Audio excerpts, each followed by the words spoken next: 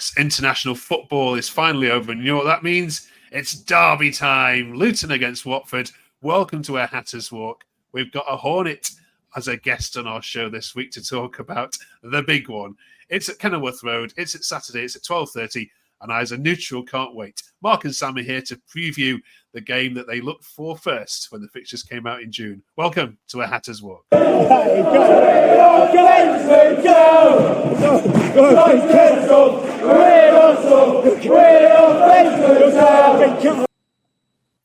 Oh, it's going to be a great atmosphere, isn't it, Mark, this weekend? How are you looking forward to this one?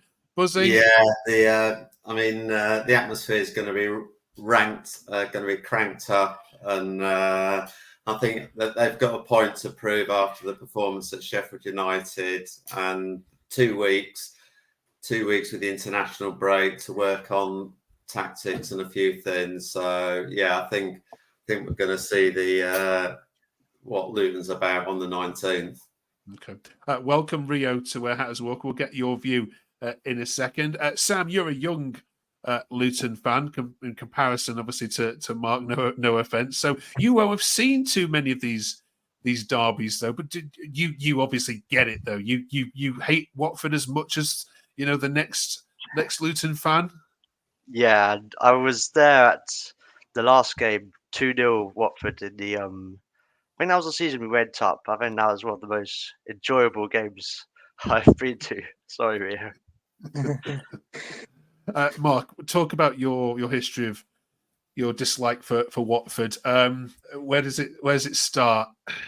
1981-82. So before anyone else on this program is probably born. So when we won 4-1.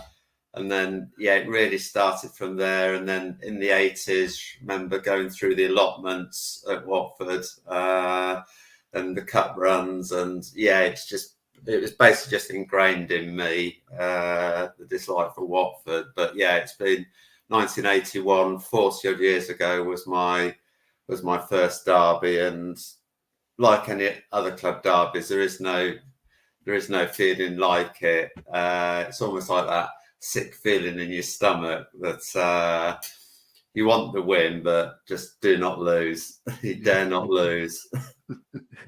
Rio, thanks for coming on and chatting to us. Can I ask you honestly? I mean, Luton have obviously been, out of the Football League, so they've been in the wilderness for many years. But do you, even as a Watford fan, are you glad to have them in the same league as you, to have this fixture back? Yeah, I was praying they get relegated last year, so I get a taste of Kenilworth.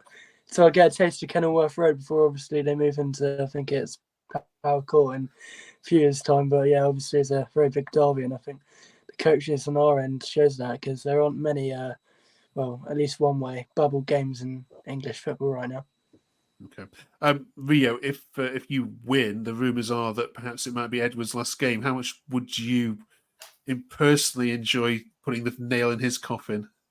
I mean, we would have sacked him twice in 2 years if that was the case. So I would enjoy that a lot. But I think Luton, they're a very self-aware club. They know it would be quite funny if that did happen. So I think obviously he's got a lot of credit in the bank, because they were unreal a couple of seasons back when they got promoted, and until probably about February last season, I thought they're probably going to stay up. So he's got a lot of credit in the bank, and unless they're 1 point above the drop now, if that's how it is, say late November, maybe they will pull the plug, but definitely not in the next few weeks.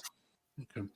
As an Everton fan, Sam, I know what derbies obviously are like. On that morning, it's the whole city's a buzz. It's all everything's talking about. What's it like living in Luton when Watford are in town? Is it that get up early? I mean, how do you cope with the match day routines? Is there anything different? What does it feel like? I mean, it's a bit. Yeah, there's a lot more police presence. There's a lot more. It's all sectioned off. There's a lot more fans sectioned off when you're walking to the ground, and it's always a bit nervous when you see other Watford fans. But yeah, I mean, I think it's obviously a different kind of atmosphere. It's when you arrive to the ground, there's like be more singing, more chanting before might actually have an atmosphere at Kenilworth Road for once this season. Okay. Mark, how is it for you? You're a seasoned veteran in these fixtures. Do you still get that knot in your stomach, even though you've sat through many? Yeah, like it starts literally after the last game, which was Sheffield United, and just all the thoughts are consumed by it. You're just hoping that everything goes your way and that it's like be good, but also be lucky, because it's the one game where you really don't care how you play. I don't care if it's the worst game ever, but as long as you win, then nobody remembers how you play as long as you get the result, basically. Okay. All right, let's get a score prediction. Rio, you go first for us, please. I'll snap your hand off for a point. I'd say compared to last season, a couple seasons back, we stand a better chance. But obviously, we beat them 4-0 last time, and we were on terrible form. They were on great form, vice versa this time. I'm going to go 1-1. They'll turn up.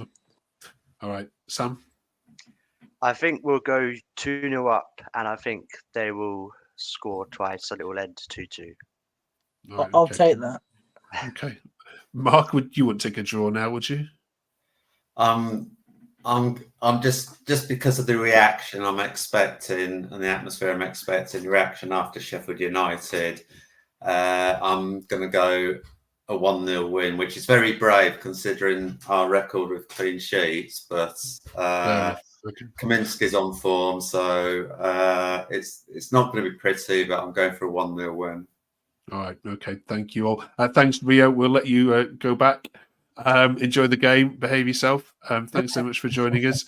Just before we let you two go, here's the team that started, of course, in Sheffield that didn't end so well as you've already highlighted. Mark, for you, what changes need to be made for this Watford game? Where and who? So for me, they played. They played Clark just behind Elijah, but the gap was too big. I want to see Baptiste back in. He came on and things started to happen.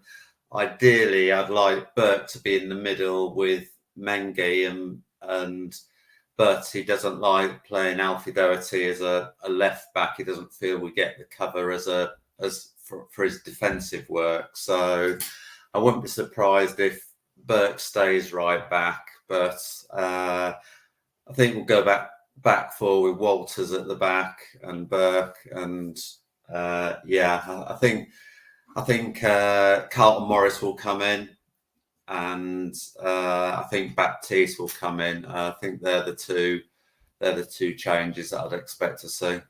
Okay, and finally, wrong way, Sam, the next international break is Remembrance Weekend. Your fixtures between now and then, there's 4 of them at home: Watford, Sunderland, West Brom, and Cardiff. So there are some winnable fixtures in there. And then, of course, you've got trips away to Coventry, who haven't started at all well, and then Middlesbrough. So how many points out of 18 do you see your team grabbing? 1, 4,